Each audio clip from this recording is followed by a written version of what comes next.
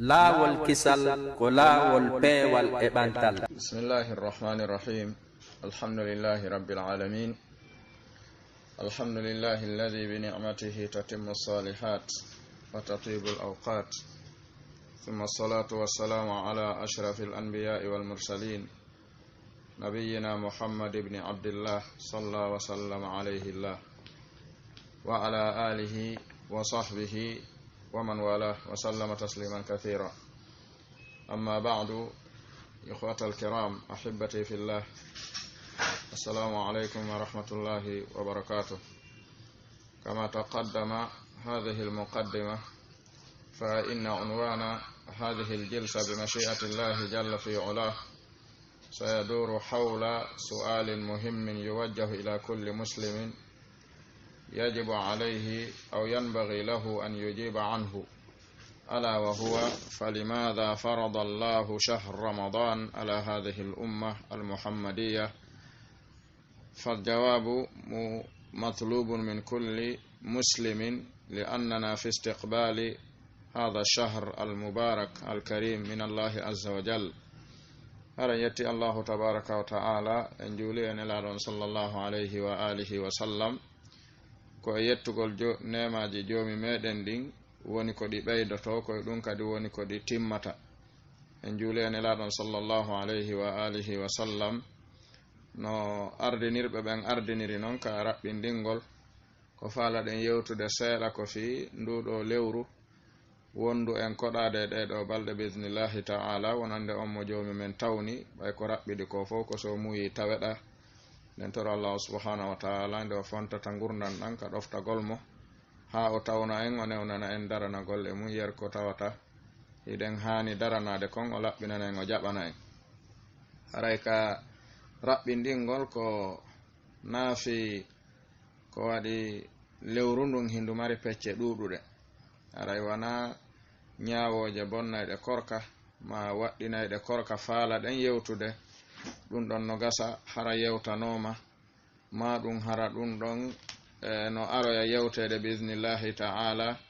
e nder lewru ndun hara ɓuri ɓattanade yimɓe ɓen, hara koɓe yewte ɓe golla. enen ko faala ɗen ardinde ko landal ngal julɗo fo hani landa, bimana jabade, woni ko fi honnun Allahu tabaraka wa ta'ala farlani nduɗo lewru sumaye e ɗo mofte Muhammadin sallallahu alayhi wa alihi wa sallam. haray jawabu on hino hatto jinni e iwra kala julɗo gonɗinɗo Allahu tabaraka wa ta'ala. ko waɗi joomi men ko gonɗinɓe ɓen noddi o wi: ya ayyuhalladhina amanu kutiba alaykum as-siyamu kama kutiba ala alladhina min qablikum la'allakum tattaqun. haray oɗo wiyeteɗo ya unnida mo tawata ari yeeso muɗum sifatul iman, ko o tindinta e ko karamokoɓe tafsiri janti kon wondema al iman woni hayatul muslim. ɓe wi al imanu min addini bi manzilati ruhi min al jasad. ɓe wi gonɗinal ka dina julɗo on hino wa'i wa wonki kinka ɓandu neɗɗo on. sa yi Allah subhanahu wa ta'ala noddi yimɓe ɓen dambiɓe gonɗinal, ko tawgol ko gonɗinɗo e julɓe ɓen woni wuuruɗo,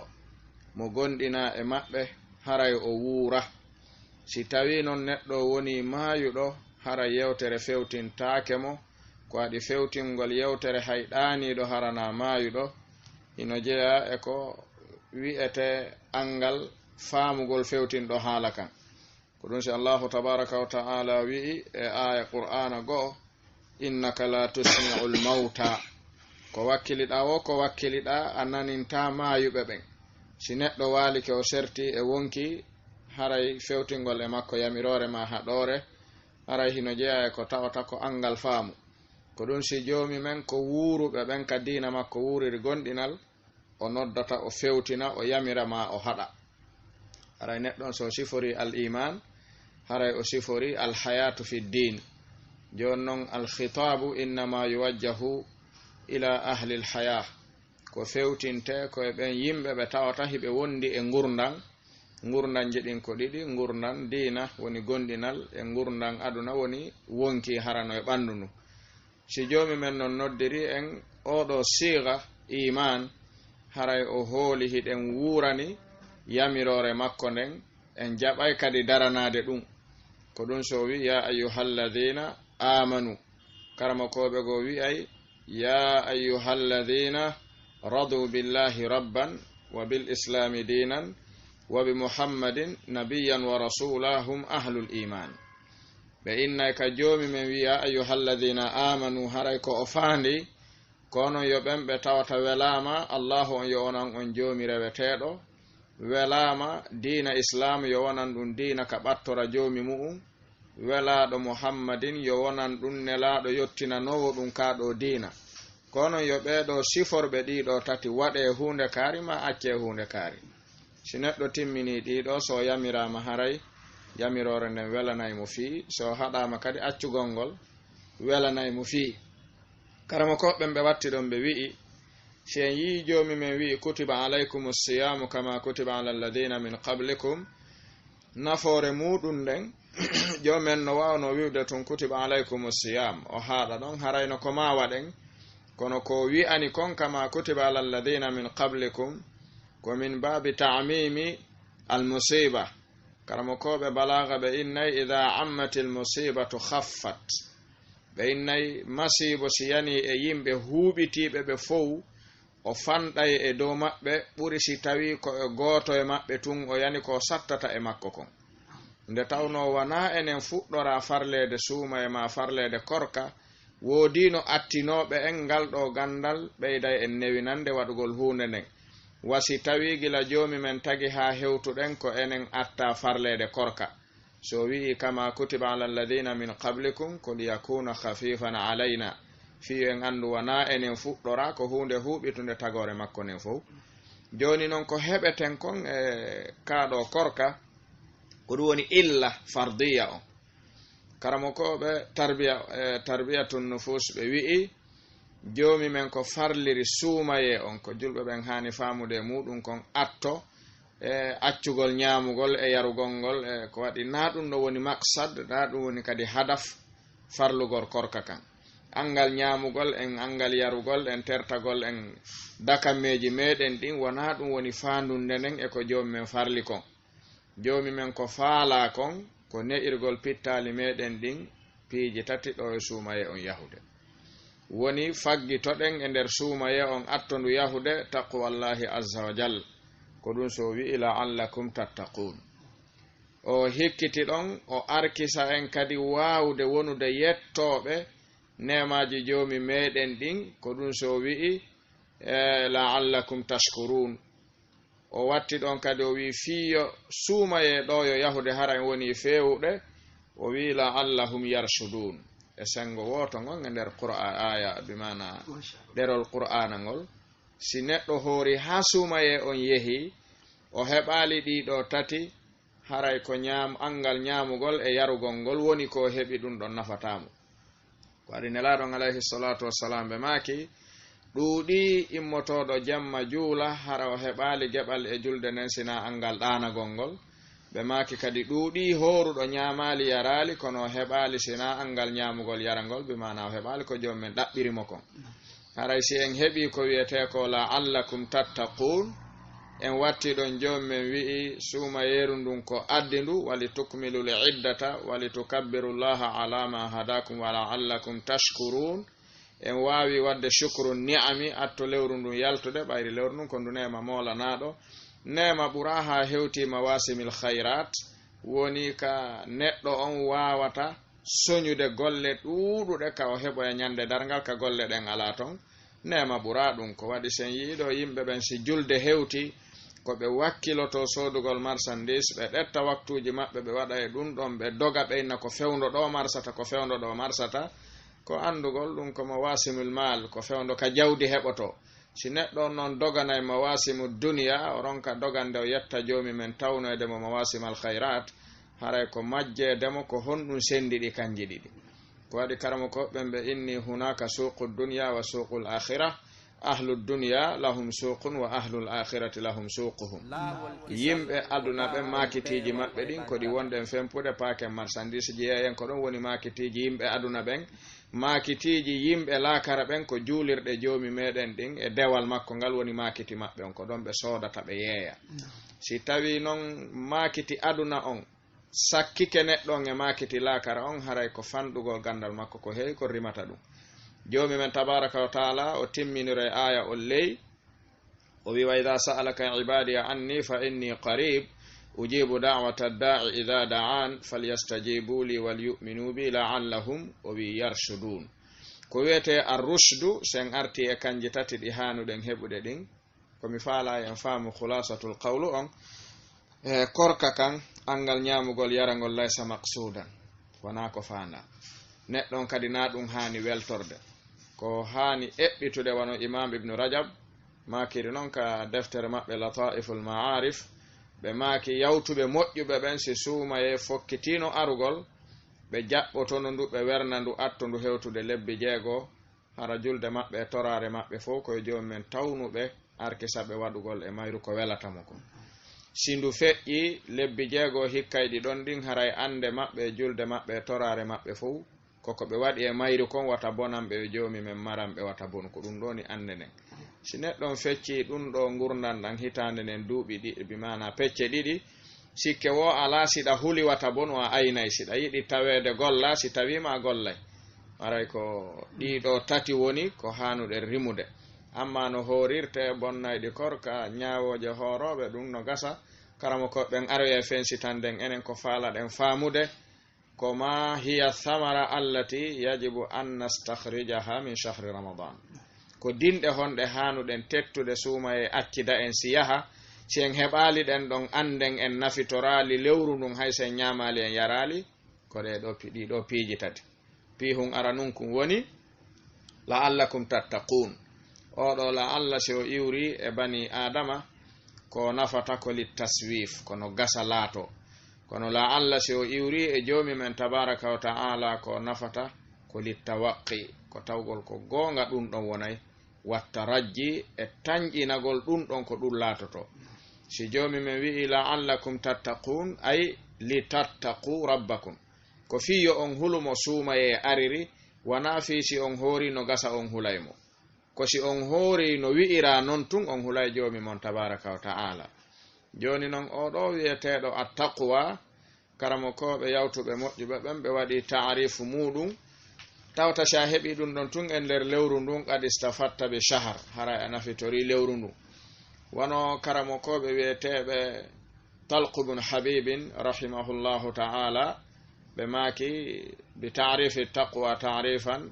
jami'an mani'an shamilan andi nande nde tawata hinde mooɓi ko haton jinni kon hinde yaltini ko haton jinni yaltingol kon ɓe maaki taqwallahi azza wa jal huwa an ta'mala ta'ata allahi ala nurin min allahi tarju thawab allah wa an tatruka ma'siyata allahi ala nurin min allahi takhsha iqab allah ɓe maaki sa nani taqwa mo jommen wi on la'allakum tattaqun mo wi on ya ayyuhalladhina amanu taqu rabbakum يا أيها الناس اتقوا ربكم يا أيها الذين آمنوا اتقوا الله حق تقاته ندود موجة بل كرمو كوبي غوبي بي تقوى جوريكا قرآن بوري نوكيلي چاپان دي جيتاتي دون نوفو كو غوندين ببن فيوتي خصوصا ييم ببن عموما كو دون فيرتي كو دي جيا دون etoto waawa gollitirde yamirore joomi meɗen den hara ɗum ko ala nurin min Allah mal muradu bi nurin min Allah hara a darata ko gollitira dewal ngal a alana dalil immorde ka Allahu tabaraka wa ta'ala hara wana ya hotto waɗa ɗen andi deftere ɓurde fanɗude ka madhab malikiya al akhdari ɓe innay no hanani julɗo nde o daranta ko gollal hatta ya'lama hukma Allahi fihi si o anda ɗum wa yas'al al ulama ko ɗum ɓe faandi ala nurin min Allahi harana ya ɓattor joomi meɗen hunde nde a anda himo tippini deftere himo neli nelaɗo ha e ma hara daroɗa waɗugol ko a anda himo wi'i ma ɗum accugol ko a anda himo haɗa yimɓe ɓen ko haɗa waɗɗina yimɓe ɓen ko waɗɗina ko ɗum simamu talq bun habibin ɓe maki ala nurin min allahi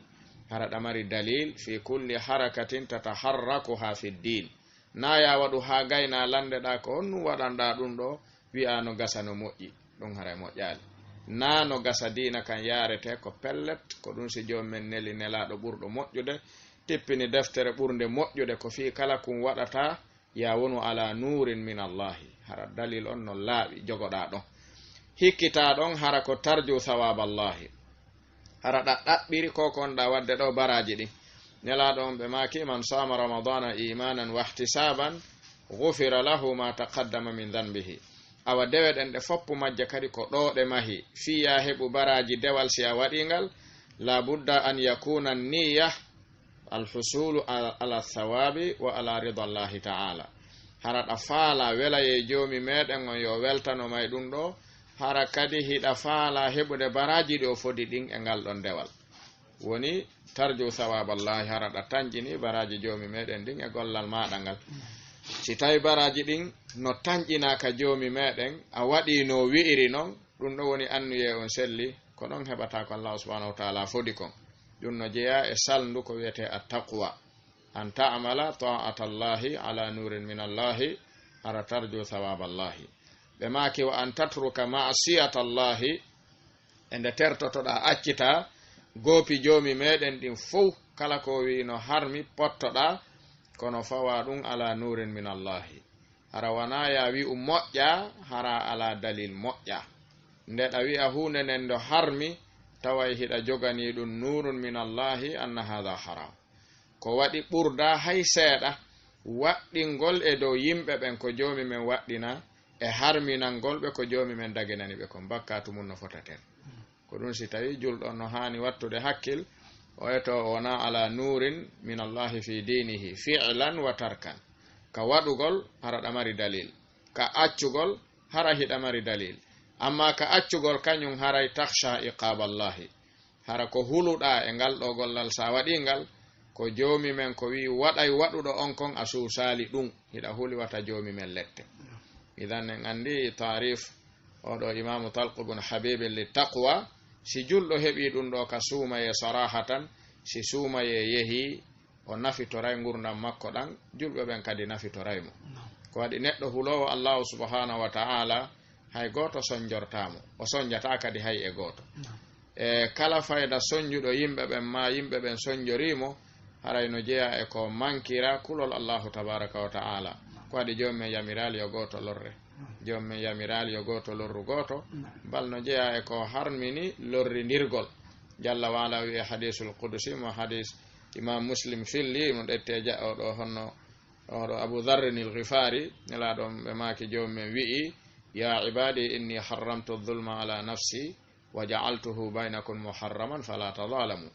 min on mi toñata mi harmini toñe e dow an miɗo wawile toñude kono mi toñata hay e goto mi harmini e dow moɗon toñidirgol ta on toñidir idan toñe ko angal kulol allahu tabaraka wa ta'ala ɗum ɗon woni tugalal aranangal hanuɗen heɓude suumaye ɗo ndu yahude sen naati hara ɗen andi konnu wonɗen ɗaɓɓude mayru hara ɗen andi konnu wonɗen dogude ɓaawo mu'um hara naaya en faamu suumaye ko addi ndu ko ya wonu a ñaamaali a yaraali si wowlama tum wiya gilandu dari mi ñaamaali ñalorma mi yaraali na ɗum woni maqsadu on koko ɗum haɗiraɗa ɗum kon woni maqsadu on ino jeeya e ko addi suumaye waawugol eltugol pittaali yimɓe ɓen ɓe wawa accude ko joomi men haɗi ko maqsadi njano on no jeeya e mum ɗum ko waɗi si joomi men haɗi jiyaɗo yo accu ko joomi men daginanimo sabu ɗoftagol joomi men o wawi accude ko daganimo kon ɓe wiisi ko goonga o faami ko acciri kon haray famin baabi awlande o wawata accude ko joomi men harminanimo kon ko waɗi si joomi men no daginanma ñaamugol e yarugol no daginanma ɓeyguma ñalorma balɗe ɗen fo suumaye hewti o innima ɗiɗo fof no daganinoma kono ka ɗoftagol lan si ko goonga ma accutu ñaamugol accutu yarugol terto ɓeyguma ñalorma ha lewru ndum maaya mi ndaara siɗa jaɓananmi komi innatama kon si a wakkili keɗo an e ɓeyguma woni suudu a suusali ɓattademo a woni e suudu on mbindu a suusali ñaamude a woni e suudu on mbindu goto rentama a suusali yarude sabu ɗoftagol joomi meɗen a accii ko daganima kon si suumaye on feƴƴi wiwgol joni ya accu ko harmanno ma kon haray ɓurima welande fii ko waɗi sa accii ko daganima kon famin baabi awla wawa accude ko harman ma kon haray hino jeeya e ko jangete e nduɗo lewru wawugol neɗɗo on accugol ko harmanimo ko nde tawno o wakkilike o wawi accude e nder mayru ko daganimo ko idan suumayo on no jeeya e ko addindu jannugol en etta pittali meɗen ɗin ha wawen ɗi fewjande harana kanje fewjanta en hikki ɗon allahu tabaraka wa taala wi no jeeya ko ɗaɓɓiri en woni shukru ni'am wonen yettoɓe nema ko waɗi jalla wa ala o wi la in shakartum la azidannakum si tawi on yetti nemaji andin mi ɓeydanayi on kono si on yeddi nemaji ɗin lettere en haray hino satti haray no jeeya noon e nema ɓurɗo mawnude ko joomi men addiri ka nder lewru suuma e ashukur tawgol nemaji allahu tabaraka wa taala ɗin no ɗuuɗi kono ko ɓuri mawnude e majje fof ko ni'matul hidaya woni nema peewal neɗɗo si o arkisama peewal haray allahu subhanahu wa taala neminimo nema timmuɗo ko ɗum sinelaɗon alayhi salatu wassalam ɓe maaki man yuridillahu bihi khayran yufaqihu fi ddin mo joomi men faandi e muɗum moƴƴere wo ko diina kan o faamintamo idan okkorede ma jawdi ko ndi ɗuuɗi wo siɗa majja diina hollali allahu subhanahu wa taala no yiɗuma bimana joomi men si faaminima diina haysa ala ko ittira koƴa ala ko soƴƴira ala ka golla kono siɗa faami diina ɗa dogande diina haray holli joomi men no yiɗuma hiɗa konti goɗɗum laawol kisal ko laawol peewal e ɓantal